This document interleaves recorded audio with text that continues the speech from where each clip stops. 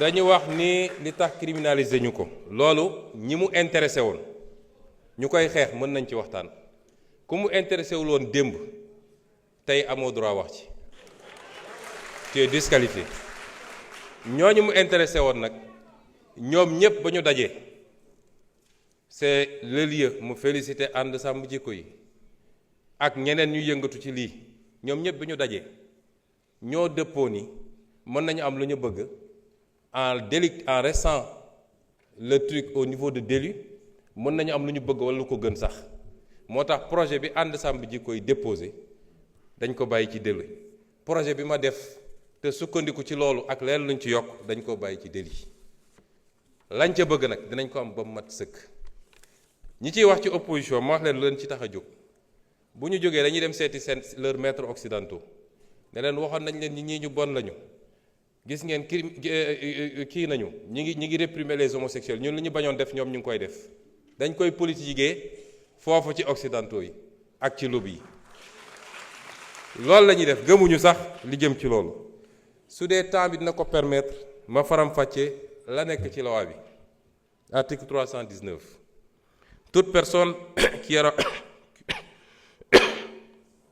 personne qui aura commis un acte contre nature sera punie d'un emprisonnement de 5 à 10 ans donc et d'une amende de 2 millions à 10 millions de francs loolu la ñu wax sans préjudice des autres peines. Si l'acte est commis avec un mineur, le maximum de la peine sera prononcé. Le juge ne pourra prononcer le sursis, ni réduire l'emprisonnement au-dessous du minimum de la peine prévue à l'alinéa 1 du présent article. loolu verrouillé nañu juge bi ba moom ci boppam mënatul bàyyi nit mu dem ni mu tuuti 5 ans yi dina ko wax ni mu tuuti kon loolu soxlawoo criminaliser pour am ko ñu teg ci ni tout acte sexuel ou à caractère sexuel entre deux personnes de même sexe constitue un acte contre nature ñu définir ko mësuñu koo définir tout acte sexuel ou à caractère sexuel entre deux personnes de même sexe ou tout acte sexuel à caractère sexuel commis par une personne de l'un ou l'autre sexe sur un cadavre humain ou un animal.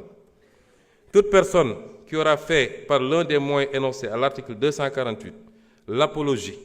d'un acte visé à l'alinéa 3 du présent article sera punie d'un emprisonnement de 3 ans à 7 ans et d'une amende de 500 000 à 5 millions. loolu newuloon ci loi bi weesu mooy apologie man bi may nekk député ànd sàmm jikko bi ñëw gis ma dama leen ne loi bi ni ngeen ma ko andilee doyaguma parce que une loi ne doit pas créer de l'insécurité juridique te loolu dinaa ci dellu si ma ne leen en tant que député du ma ko wote moo tax boobu wotewu ma ko woon suñ ko toggaatee nag ba mu mel ni mu war a mel kenn du ma ci njëkk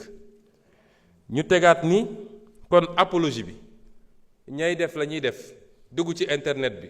wala góor yu daje sol seen marinière def seeni truc am na ku ma ne ndax taaje boon bokk na ci loolu la ñu wax ne loolu bokkatuñu ensuite ñu ne constitue l'apologie d'un acte contre nature toute représentation publique par la parole, l'écrit, l'image, le geste, le son ou par tout autre procédé quelconque tendant à promouvoir l'homosexualité, la bisexualité, la transsexualité, la zoophilie, la nécrophilie ou toute autre pratique assimilée.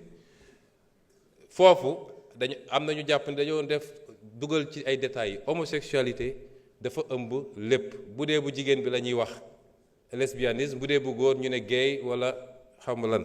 donc su ñu nee homosexualité yóbbu na loolu yépp ñu ne toute personne qui aura financé ou appuyé le financement mosu cee bokk parce que xam nañ ni li gën a aggraver affaire bi mooy xaalis bu bëri bi ci gars yi di distribuer ci la ñuy appatee xale yu bëri ba ñooñu mujj nekk nag ay habitués li ñu wax ci feebar bi beneen affaire la yeneen loi ñoo ko criminaliser yeneen loi ñoo ko pénaliser kuy transmettre feebar volontairement am na yeneen loi yu ko pénaliser loolu du rek diggante ñi ñuy tuddee borom ñaari tur yi waaye diggante hétérosexuel sax nit mun na dem di transmettre volontairement moo xam góor la moo tax jigéen la moo tax il faut ñu détacher ko ñu ne donc toute personne qui aura financé ou appuyé par quelque moyen que ce soit une personne, un groupe ou une activité en vue de promouvoir ou de magnifier l'homosexualité, la bisexualité, la transsexualité, la zoophilie, la nécrophilie ou toute autre pratique assimilée sera punie des peines prévues à l'alinéa 5 du présent article. Toutefois, n'entrent pas dans le champ d'application du présent article les actes accomplis par les structures et organisations de santé dûment agréées dans le cadre des politiques de santé. loolu tam dafa am ñoo xam ne seen liggéey ci loolu la màcc ñooñu mënuñ leen boole ci loi bi may profité nag di wax ak nit ñi li xew ci réew mi rafetul nekk di génne ay bulletins de santé jàmbur le statut sérologique des gens ñooñu léeg-léeg dañoo am njaboot seeni doom ñemeetuñu dem école ce qui se passe dans ce pays-là est inadmissible. Instruction, secret de l'instruction amatul diggante enquête bi parquet juge d'instruction tous les PV sont dans la rue kan moo jox nit sañ-sañ mu ne diw am na cancer wala am na sida wala am na lii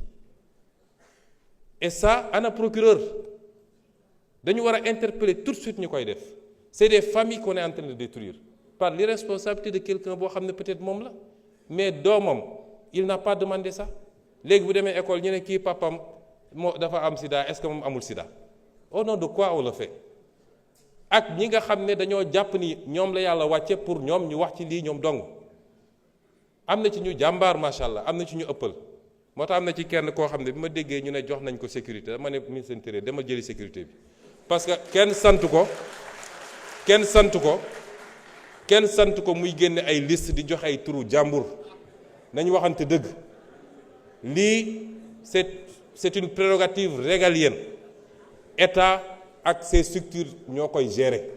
waaye xam naa liste beeg te suñu la nee andil preuve doo ko andil loolu tegul fenn nañu bàyyi loolu. ñu teg ci ni les personnes déclarées coupables des infractions prévues par le présent article seront privées des droits énumérés à l'article 34 du présent code pour une période de 10 ans à compter du jour où les peines principales sont devenues définitives. On parle ici de perte de droits civiques. Toute personne, moi je me donne wax léegi, qui aura dénoncé par l'un des moyens énoncés à l'article 248 l'un des actes prévus au présent article sans en apporter la preuve sera puni d'un emprisonnement de 2 à 5 ans et d'une amende de 500 000 à 2 millions. Parce que nous nous permettre aussi du rek dénoncer sans preuve mais jóg nit romb la nga ne gis naa loxo bi daf koo damm nga dem naan damay dem këram boo ko defee yoon dal sa kaw ñu ngi leen di gërëm di leen sant. Vous avez 2 minutes de plus, monsieur le ministre. Il vous reste 2 minutes, hein? Oui, c'est 32 minutes.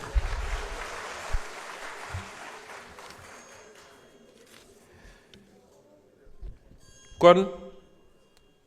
lii li ma ci wax léegi rek dafa am loo xam ne nag bu ko ab réew bëggee parce que lii réew mi yépp jàngu bi jullit ñi ba ci bois sacré bi ñépp a ci daje ñépp a ci dëppoo ay at ñu koy wax ay nit ŋànk